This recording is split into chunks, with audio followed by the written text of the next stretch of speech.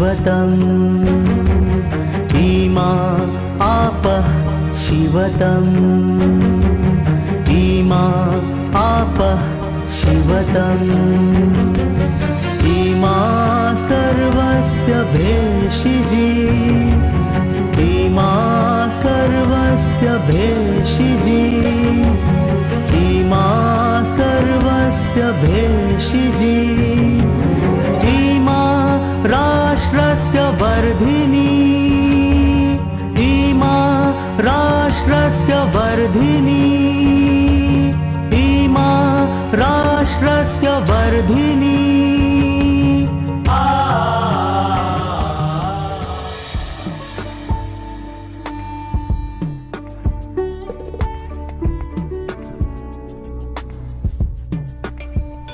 छत्रपती शिवाजी महाराजांना स्वराज्य स्थापनेत सह्याद्री पर्वतानं अखंड साथ दिली।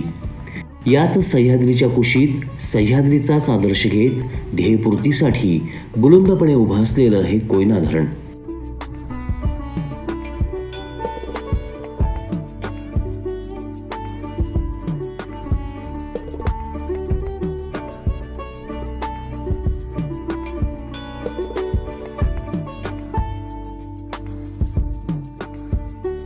अब्जावधी वर्षांपूर्वी लालबुंद अशा तप्तरसातून कणखर राकट अशा सह्याद्रीचा जन्म झाला। यात सह्याद्रीनं आपल्या अंगाखांद्यावरती मग 5 नद्यांना जन्म दिला आणि तोही एकाच ठिकाणी। महाबळेश्वरचं पंचगंगा मंदिर हे कृष्णा, सावित्री, गायत्री, वेण्णा आणि कोयना या नद्यांचं उगमस्थान। सह्याद्रीच्या अंगाखांद्यावरून वाहणाऱ्या या कोयना नदीवरती मग मानवानं कोयना धरणासह जलविद्युत प्रकल्प म्हणजे जणू एक चमत्कार उभा केला।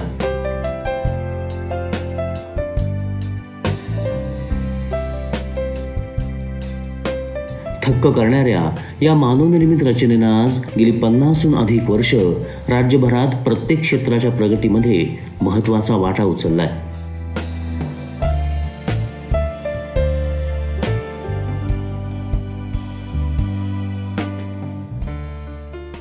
हजारो अभियंत्यांच्या कष्टातून, अविरत परिश्रमातून, कित्येकांच्या त्यागातून आणि बलिदानातून उभ्या राहिलेल्या या कोयना धरणाच्या माध्यमातून आज तब्बल 1960 मेगावॅट वीज निर्मिती केली जाते,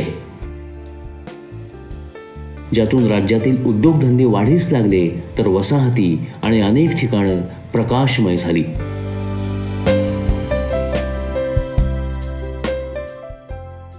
त्याचबरोबर सातारा आणि सांगली जिल्ह्यातल्या अनेक गावांना या माध्यमातून आज सिंचनासाठी पाणी उपलब्ध होत आहे।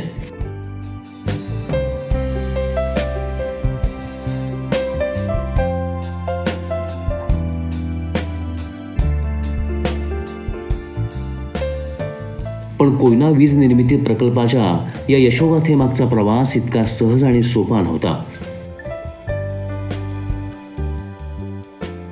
ते वर्ष होतं 1901-1902, ब्रिटिशांचा तो काळ।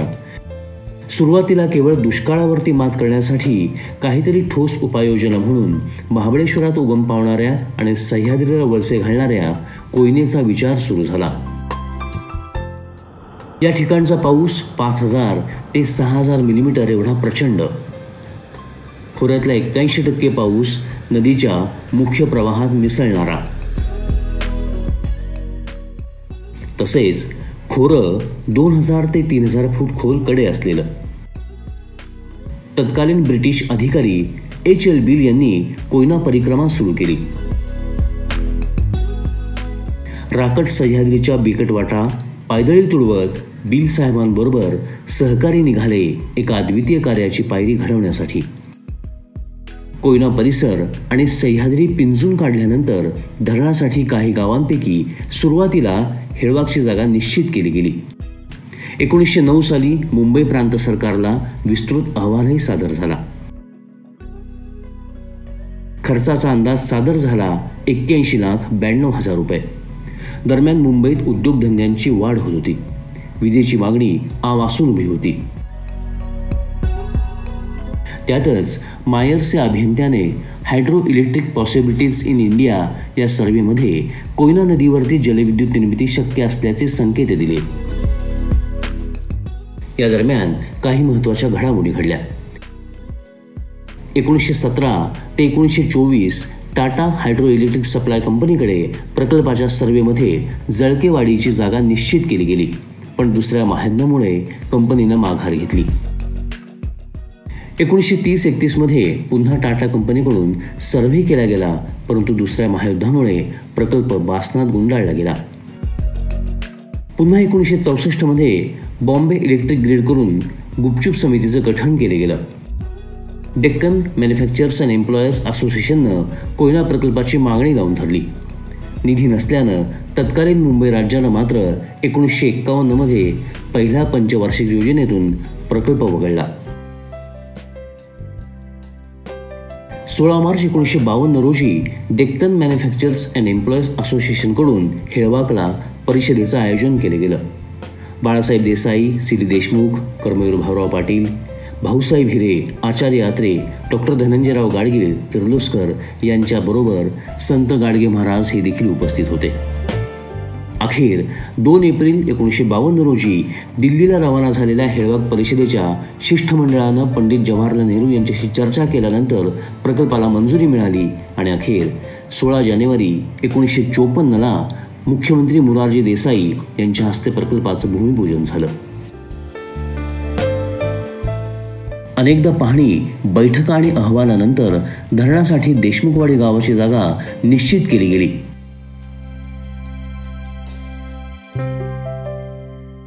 प्रकल्पामुळे 101 गावे, 3755 घरे आणि 77,500 एकर जमिनीसह 30,300 माणसं प्रकल्पग्रस्त होणार होती. शासनाकडून लोकांना योग्य मोबदला आणि स्थलांतराच्या वेळी सर्वतोपरी मदत केली गेली. 101 गावांचं 5 जिल्ह्यांमध्ये पुनर्वसनही केलं गेलं.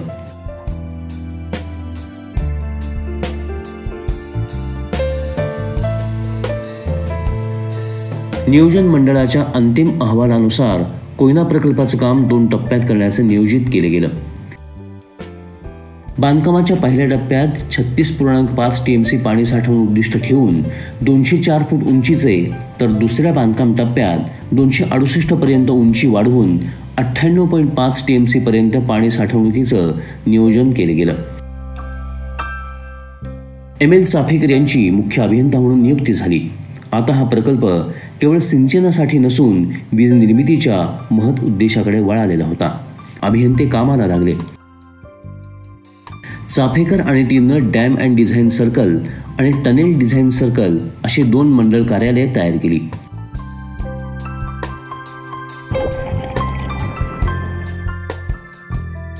अखेर 2 डिसेंबर 1956 रोजी प्रत्यक्ष बांधकामाला सुरुवात झाली.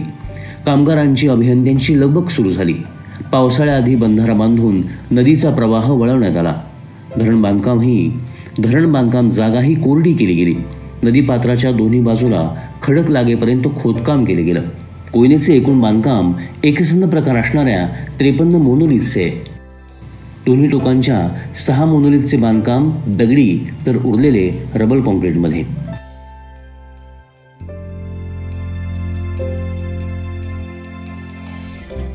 त्यावेळी जर्मनीत रबर कॉन्क्रीटमध्ये इकर आणि ओकर या धरणांची निर्मिती सुरू होती.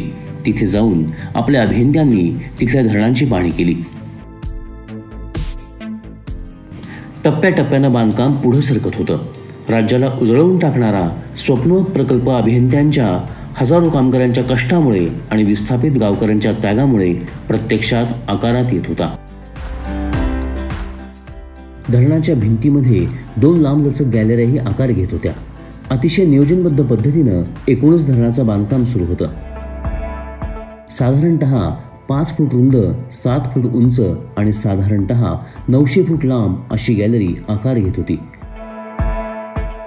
गॅलरी हा अत्यंत महत्त्वाचा भाग. धरणावरती दाब, ताण, कॉन्क्रीटचं तापमान तपासणे अशी महत्त्वाची कामं दररोज केली जातात. या गॅलरीत stress meter, thermometer, V notch यासारखी उपकरणं ठेवलेली असतात.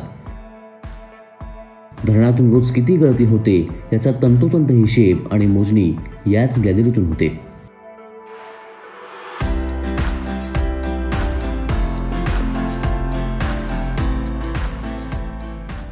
धरणाच्या भिंतीबरोबर मधोमध असलेला सांडवा वक्राकार घेण्यात येत होता, पाणी एका लयीतून बाहेर पडण्यासाठी.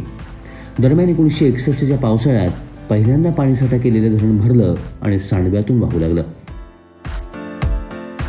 दरम्यान सिंचन आणि वाढती विजेची मागणी यासाठी NL खोसला समितीनं धरणाचे 2 टप्पे एकत्र पूर्ण करताना धरणाच्या काठीला थोडा बदल करून 10 फूट उंची व फक्त वरच्या भागात रुंदी वाढवावी असं सुचवलं.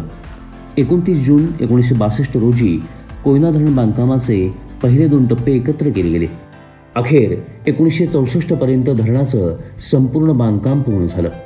कोयना विभागाच्या मेकॅनिकल सर्कलनंच वक्राकार दरवाजे तयार केले.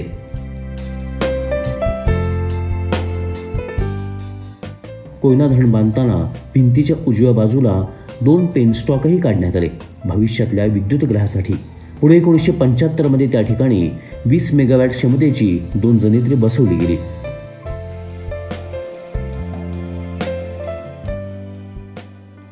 धरण बांधकाम सुरू असताना धरणापासून सुमारे 9 किलोमीटर अंतरावरती पश्चिमेकडे नवजा नावाच्या गावापासून थेट सह्याद्रीच्या उतारावरती वसलेल्या पोफळी गावात पॉवर स्टेशनचं काम सुरू केलं गेलं होतं. यासाठी नवजा इथे इंटेक टॉवरची निर्मिती केली जात होती. नवजा ते पोफळीमधल्या तीव्र उताराचा उपयोग करून टर्बाईनची पाती फिरवून वीज निर्मिती होणार होती. त्यासाठी तब्बल 3700 मीटरचा टनेल खणणं सुरू झालं.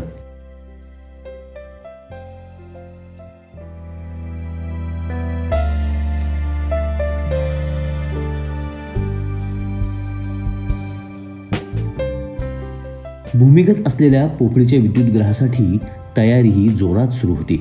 इथे एकाच ठिकाणी 2 भागात 4-4 अशी एकूण 8 टर्बाईन्स उभारण्याचं काम सुरू झालं. यालाच म्हणतात कोयना टप्पा 1 आणि 2. या भूमिगत विद्युतग्रहापर्यंत आत जाण्यासाठी मोठा बोगदाही केला गेला. याला म्हणतात अप्रोच टनेल.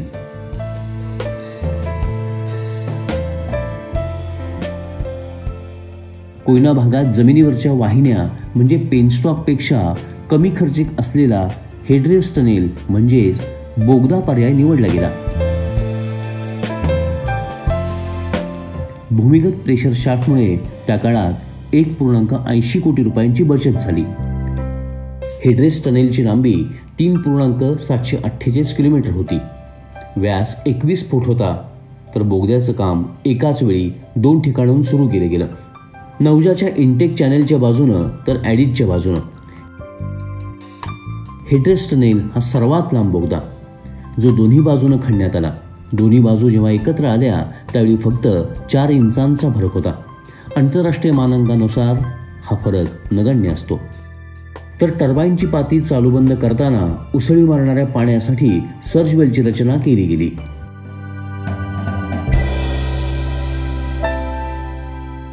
अतिशय दुर्गम भागात अवघड डोंगररांगांमध्ये ही कामं केली गेली.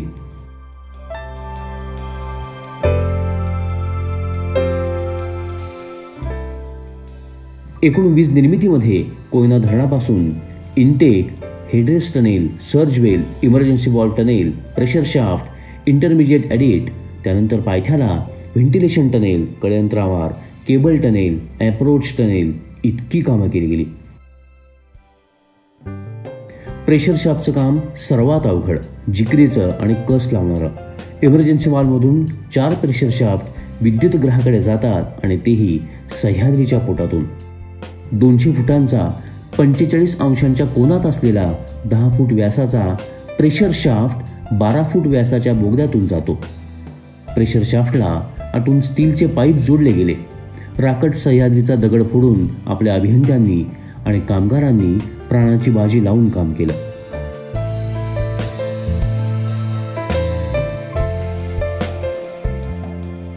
यानंतर सर्वात महत्त्वाची जागा म्हणजे विद्युतग्रह.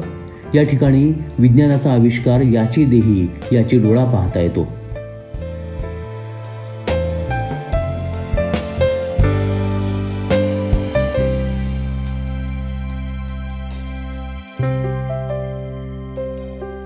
वीज निर्मितीसाठी पाण्यामुळे प्रचंड वेगानं फिरणारी पाती असणारा टर्बाईन, पाणी नियंत्रित करणारा स्पेरिकल वॉल इथं असतो. कशी होती वीज निर्मिती? वेगानं पडणाऱ्या पाण्यामुळे टर्बाईनच्या पात्यांना गती मिळते. टर्बाईन शाफ्टच्या साह्यानं जनरेटरला जोडलेला असतो. शाफ्टला जोडलेल्या रोटरला वीज प्रवाह असलेल्या चुंबकीय प्लेट्स असतात. या प्लेट्सची रचना उत्तर दक्षिण असते. रोटरच्या भोवती तांब्याच्या तारांचा संच असतो. स्टेटरच्या मधोमध फिरताना रोटरमधील ध्रुवांमुळे तयार झालेलं चुंबकीय क्षेत्र स्टेटरमधल्या तांब्याच्या तारांमधल्या इलेक्ट्रॉन्सला प्रवाहित करून वीज निर्मिती करतं.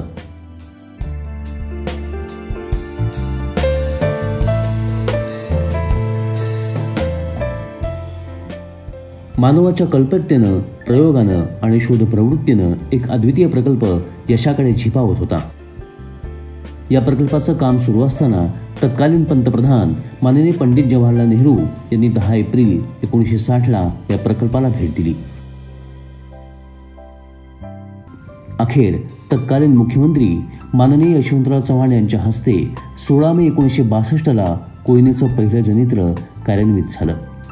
1 व 2 असे 2 टप्पे मिळून 560 मेगावॅट वीज निर्मिती कार्यान्वित झाली. सह्याद्री आणि कोयनेच्या साह्यानं अभियंत्यांनी भगीरथ कष्ट करून राज्य प्रकाशमान करण्याकडे पाऊल उचललं होतं.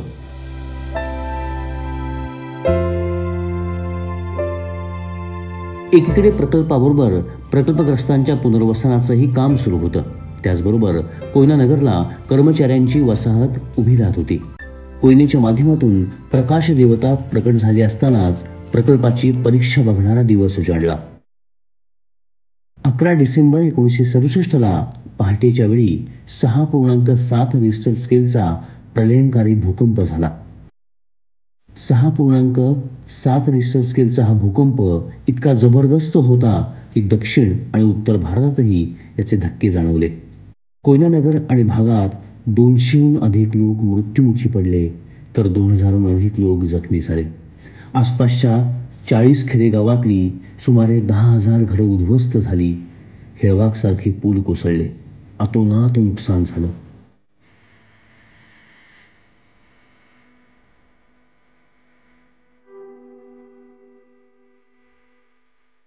मात्र भूकंपानंतरही कोयना धरण मजबूतीनं उभं होतं. पण धरणाच्या भिंतीला तुरळक ठिकाणी आडवे तडे गेले.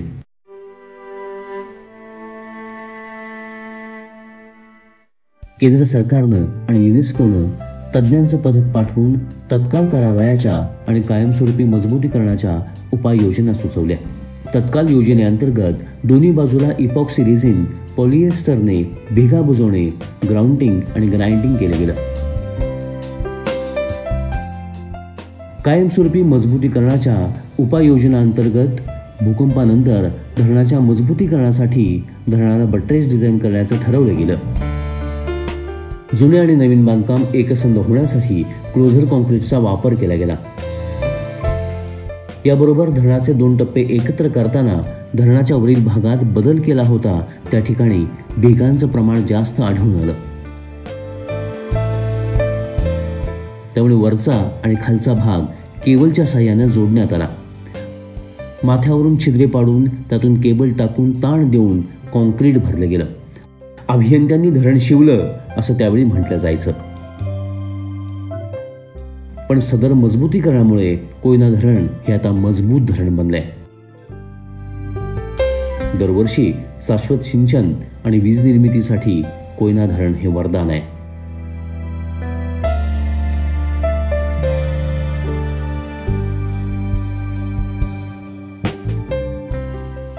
मार्च 1966 पर्यंत टप्पा 1 व 2 ची 8ही संयंत्रे कार्यान्वित झाली आणि वीज मंडळाकडे सुपूर्तही केली गेली. तथापि पोफळीत ज्या ठिकाणाहून वीज निर्मितीनंतर वशिष्ठी नदीत पाणी सोडलं जायचं त्या ठिकाणी समुद्र सपाटीपासून उंची होती 133.20 मीटर. म्हणजे पाणी पुन्हा एकदा वीज निर्मितीसाठी वापरण्याची सुवर्ण संधी होती.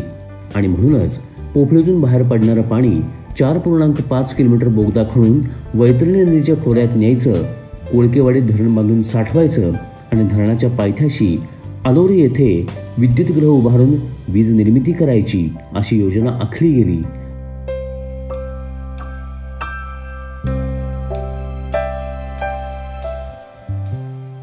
आणि भारतस्थायी धरण प्रकारातले धरण बांधकाम सुरू झालं ते 25 डिसेंबर 1965ला. टप्पा 1 व 2 मधले पाणी कोळकेवाडीत आणि तिथून 45 अंशांच्या कोनातून 4 पेनस्टॉक काढण्यात आले. ते थेट अलोरीतल्या 192 मीटर दूर असलेल्या भूमिगत विद्युतगृहापर्यंत.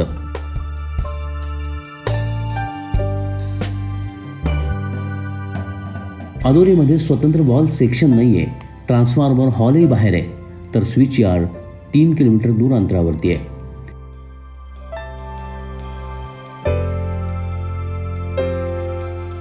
कोळकेवाडीत भारत हेवी इलेक्ट्रिकल्स लिमिटेडनं 80 मेगावॅटची 4 जनित्री बसवली आहेत.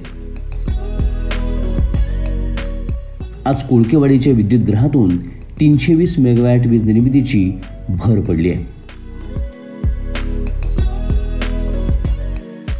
टप्पा 1, 2 व 3 मधून वीज निर्मिती होत होती, पण तरीही जलाशयातील पाण्याचा पुरेपूर वापर करणे आणि संपूर्ण कोयना जलविद्युत प्रकल्प बेसलोडिंग स्टेशनवरून पिकिंग स्टेशनवरती रूपांतरित करणे यासाठी 4थ्या टप्प्याचे हे नियोजन.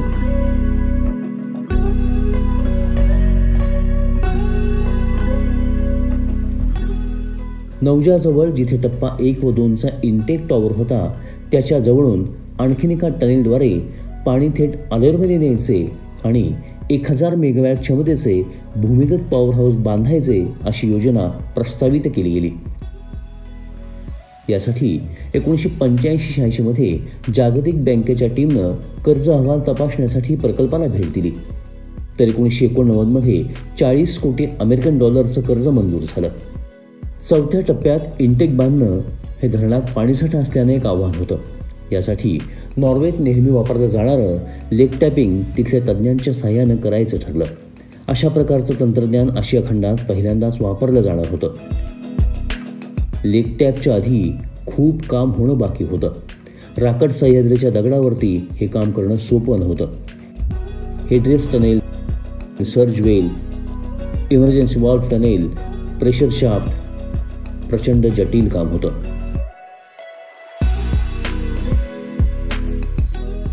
नौजा ते सर्जवेल आणि सर्जवेल ते अलोरे भूमिगत विद्युतगृह बोगदा निर्मिती सर्व कामं सुरू झाली.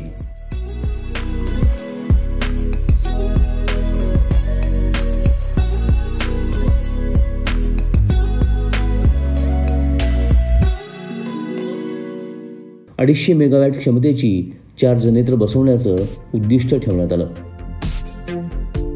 कागदावरती 4था टप्पा 2ऱ्या टप्प्यासारखा असला तरी प्रत्यक्षात मात्र अनंत अडचणी होत्या.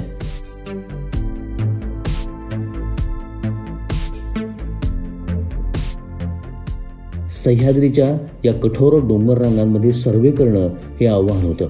कर्मचाऱ्यांनी प्रसंगी दोर बांधून हे काम पूर्ण केलं. 30-30 मीटर इंधन विहीर घेऊन त्यात स्फोटक भरून ब्लास्टिंग केले गेलं. सुरक्षेचे सर्व उपाय केले गेले. 3ऱ्या टप्प्याप्रमाणे 4थ्या टप्प्यातही फ्रान्सिस टर्बाईन वापरले गेले. 4थ्या टप्प्याचे घटक आणि बाबी: 250 मेगावॅट वीज निर्मिती करणारी 4 मशीन्स बसवली गेली.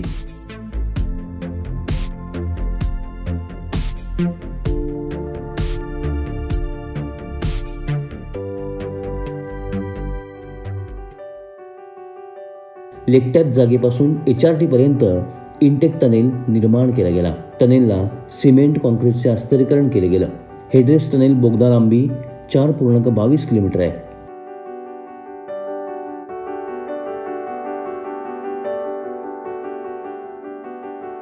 सर्जवेल व्यास 69 फूट तर उंची तब्बल 430 मीटर आहे. जमिनीला 58 अंश कोनात प्रेशर शाफ्टची रचना आहे. 590 मीटरचे 4 प्रेशर शाफ्ट या ठिकाणी आहेत.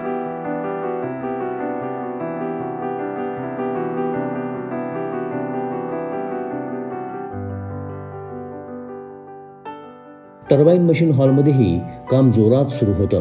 विविध यंत्रसामुग्री बसवण्यासाठी हजारो कामगार अभियंते दिवस रात्र मेहनत करत होते.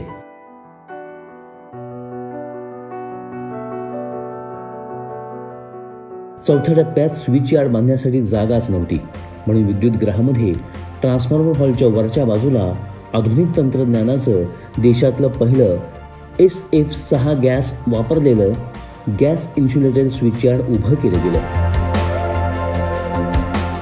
बाहेरच्या बाजूला स्विच यार्ड घेतलं असतं तर कित्येक एकर जागा लागली असती आणि त्यासाठी दूर जावं लागलं असतं.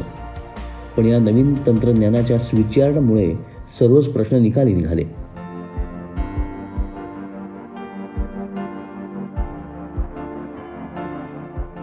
दोन इंटेक टनेल असलेल्या विद्युतगृहाचं काम जवळपास पूर्णत्वास आलं होतं.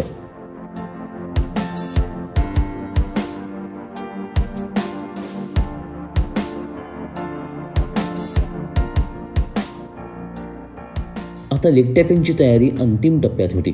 आधीच हेड्रिफ्स टनेल जलाशयाशी कसा जोडायचा याचं उत्तर नॉर्वेतील तंत्रज्ञानाने दिलं होतं. तिथे अनेक लेग टॅप यादी झाले होते.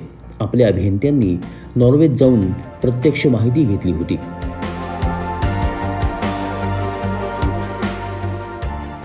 लेग टॅप खालील बोगद्याचे म्हणजे इंटेक टनेलचे काम 1997 मध्ये पूर्ण झाले.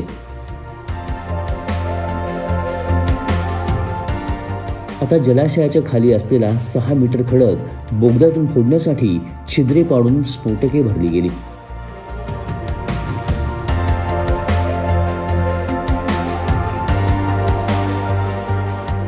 नॉर्वेतील तज्ञांना इथे मुद्दाम बोलवण्यात आलं. पाण्याचा प्रचंड दाब असलेल्या खडकाला छिद्रे पाडताना काही अकल्पित घटना घडण्याची शक्यता नाकारता येत नव्हती. पण ती कसोटी होती आपल्या अभियंत्यांच्या धाडसाची, अभ्यासाची आणि कठोर परिश्रमानंतर घेतलेल्या निर्णयाची.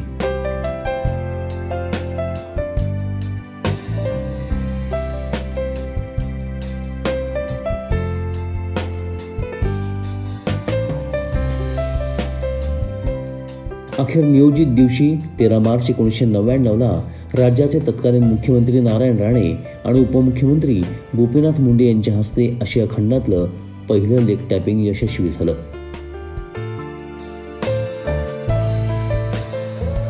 कळ दाबली गेल्यानंतर पाण्याचा वर उसळलेला लोंढा जगानं पाहिला.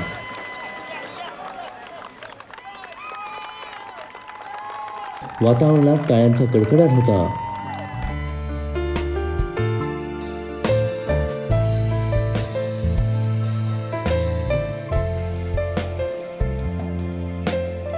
सर्वांच्या चेहऱ्यावरती हसू होतं, आनंद होता. तर अभियंते आणि असंख्य कामगार कष्टकऱ्यांमध्ये अफाट परिश्रमानंतरचं समाधान आणि अभिमान होता. आज चौथ्या टप्प्यातून 1000 मेगावॅट वीज निर्मिती सुरू आहे. एकीकडे कोयना प्रकल्प विविध टप्प्यांचा प्रवास करत असताना धरणाच्या बांधकामाकडेही दररोज डोळ्यात तेल घालून लक्ष दिलं जात होतं. 1967च्या भूकंपाच्या वेळी धरणाच्या नॉन ओव्हरफ्लो भागाचंच मजबूतीकरण केलं गेलं होतं. म्हणजे प्रत्यक्ष सांडव्याचे मजबूतीकरण केले गेले नव्हते.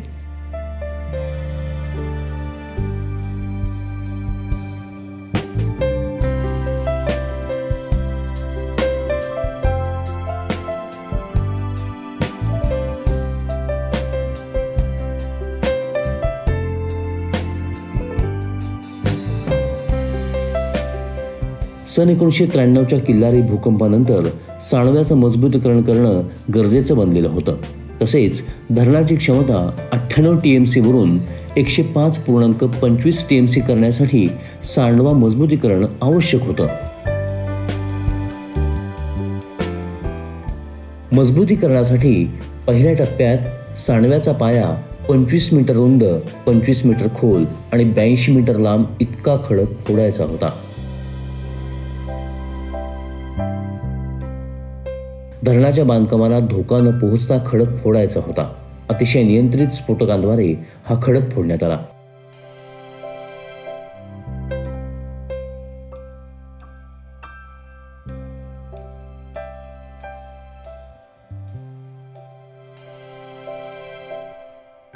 स्टेलिंग बेसिनची लांबी 52 मीटर वाढवून 115 मीटर केली गेली.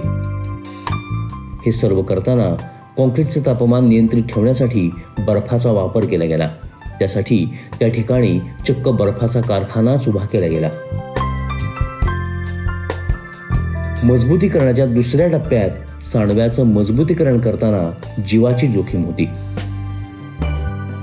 अत्यंत धोकादायक स्थितीत हे काम केलं गेलं. तात्पुरता तराखा बांधून टप्प्याटप्प्यानं हे अवघड काम अत्यंत उत्कृष्ट दर्जाचं केलं गेलं. स्टेनलेन कॉन्क्रीट तसेच जुने आणि नवे सांडव्याचे कॉन्क्रीट काम एकजीव होण्यासाठी क्लोजर कॉन्क्रीट भरण्यात आलं. 2006च्या मे महिन्यात काम पूर्ण झाल्यानंतर लगेचच पावसाळ्यात धरण भरल्यानंतर 1,00,000 क्युसेक्स वेगानं सोडलेल्या पाण्यानं मजबूत आणि दर्जेदार कामाची पावती दिली.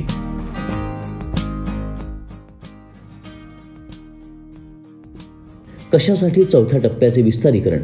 उपलब्ध पाण्याचा तातडीने वापर करून सिंचनाचे क्षेत्र वाढवण्यासाठी सन 1995 मध्ये कृष्णा नदी पाणी वाटपाअंतर्गत कृष्णा खोरे विकास महामंडळाची स्थापना केली गेली. नव्या सिंचन योजनांसाठी कोयनेतून पश्चिमेला 30 ऐवजी 50 TMC पाणी दुष्काळी भागाला देण्यासाठी कृष्णा खोरे विकास महामंडळामार्फत म्हैसाळ तथा टेंभू योजना सुरू केल्या गेल्या. त्यानुसार 2003 मध्ये धरणाच्या दरवाजांना 5 फुटांच्या झडपा म्हणजे स्लॅब गेट लावले गेले. 2006च्या मजबूतीकरणानंतर मग 98 TMC ऐवजी 105 TMC पाणी साठवलं जाऊ लागलं.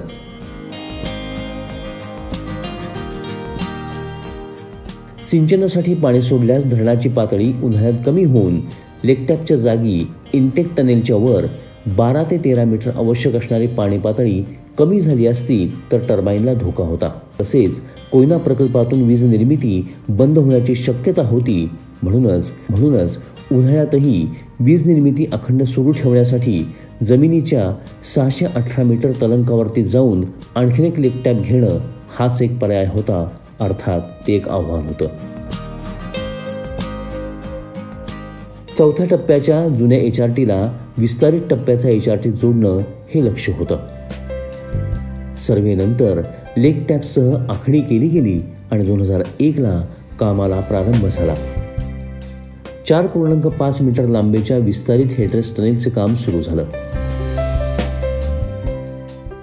2 intake tunnel, stoplog gate shaft, trash rack shaft, service gate shaft, विस्तारित HRT आणि मग पुढे जुन्या HRTशी जुळणी असं आव्हान अभियंत्यांना पेलायचं होतं. या कामासाठी 200 दिवस चौथ्या टप्प्याची वीज निर्मिती बंद ठेवावी लागणार होती.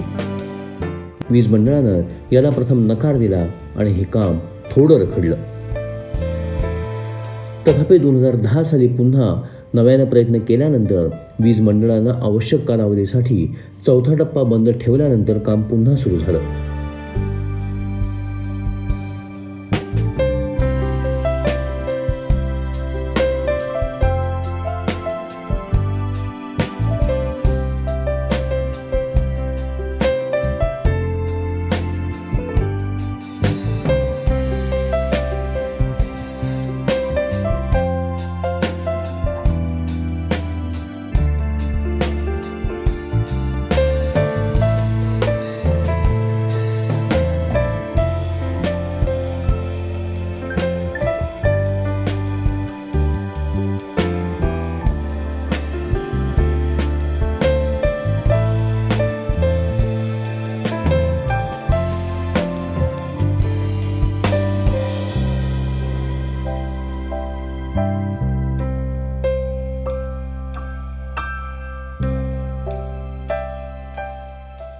सोळा जुलै ते 31 ऑक्टोबर 2010 पर्यंत संपूर्ण काम पूर्ण केलं गेलं.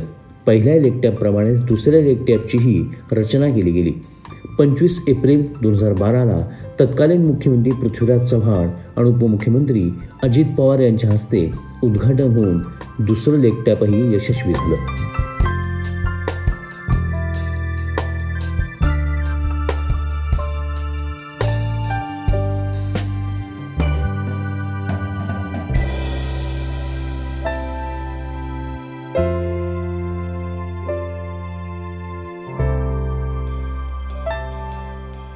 आज कोयना धरणाच्या माध्यमातून टप्पा 1 ते टप्पा 4 आणि विस्तारीकरण यांच्या माध्यमातून तब्बल 1960 मेगावॅट वीज निर्मिती कोयना धरणाच्या माध्यमातून सुरू आहे. सध्या धरणाच्या भिंतीच्या उजव्या बाजूला असलेल्या विद्युतगृहातून जशी वीज निर्मिती सुरू आहे तशी डाव्या बाजूलाही अशाच प्रकारे टनेलद्वारे पाणी नेऊन वीज निर्मितीसाठी टनेलसह इतर बाबींवरती काम सुरू आहे. लवकरच त्या ठिकाणाहूनही वीज निर्मिती केली जाणार आहे. त्याचबरोबर हुंबारणे नाला म्हणजेच ओझरडे धबधबा या ठिकाणी टप्पा 5 प्रस्तावित आहे. आज कोयना धरण हायड्रो प्रोजेक्ट प्रकारातील वीज निर्मितीचं प्रमुख केंद्र तर आहेच, पण पर्यटन स्थळ म्हणूनही या परिसराला अनन्यसाधारण महत्त्व आहे. ओझरडे धबधबा हा कोयना धरणाप्रमाणेच पर्यटकांचं आकर्षणाचं केंद्रच आहे. हजारो पर्यटक इथे दरवर्षी येतात, ते धरण पाहण्याबरोबरच ओझरडे धबधब्याला भेट देण्यासाठी. कोयना अभयारण्य तर सर्वश्रुतच. सह्याद्री व्याघ्र प्रकल्पात महत्त्वाचा वाटा उचललेलं हे अभयारण्य छत्रपती शिवाजी महाराजांच्या नावानं असलेल्या शिवसागराच्या भोवती असलेली हिरवीगार घनदाट झाडी पर्यटकांना आणि गिर्यारोहकांना खुणवते. 426 चौरस किलोमीटर असलेल्या कोयना अभयारण्याला 1985 मध्ये अभयारण्याचा दर्जा प्राप्त झाला.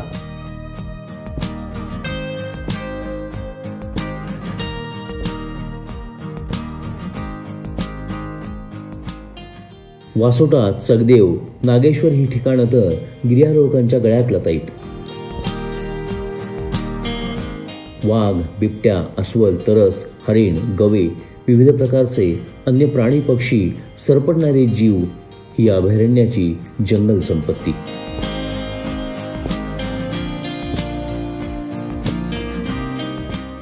कोयना अभयारण्याच्या सौंदर्यात वाढ करणाऱ्या कोयना धरण परिसरात सिंचन विभागानंही या पर्यटकांसाठी धरणाच्या वरच्या बाजूला सुंदर गार्डनची निर्मिती केली आहे, ज्याला नाव देण्यात आले नेहरू स्मृती उद्यान. पंडित जवाहरलाल नेहरूंच्या पंचशील तत्वांवरती या गार्डनची उभारणी आहे. मध्यभागी असलेला डोम विश्वाचं प्रतीक आहे.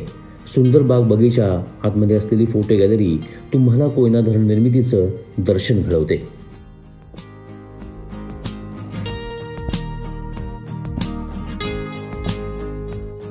स्वातंत्र्यानंतर देशानं अनेक क्षेत्रात लक्षणीय प्रगती केली. इस्रोच्या अंतराळ मोहिमांपासून उत्पादन क्षेत्रातल्या मोठ्या मोठ्या उद्योगांमध्ये दळणवळणापासून वैद्यकीय शिक्षण क्षेत्रापर्यंत. परंतु या सर्वच क्षेत्रांच्या प्रगतीसाठी आवश्यक बाब म्हणजे वीज. अपारंपरिक स्रोतांपासून वीज निर्मिती सुरू होण्याआधी कोयनेसारख्या प्रकल्पांनीच महाराष्ट्राला उभरत्या काळात मोठा हात दिला.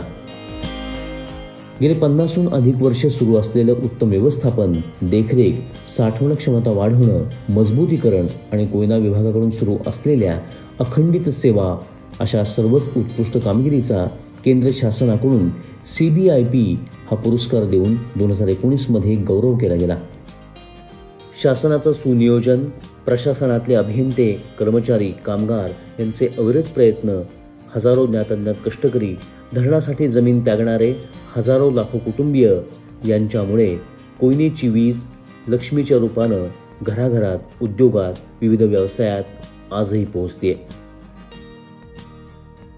राज्याच्या प्रगतीत मोलाचा वाटा उचलत आहे आणि म्हणूनच कोयना प्रकल्पाला महाराष्ट्राची भाग्यरेखा म्हणून संबोधलं जातं. कोयना धरणाच्या माध्यमातून प्रकाशाची ऊर्जा अशीच अखंड सुरू राहणार आहे आणि वृद्धिंगत होणार आहे.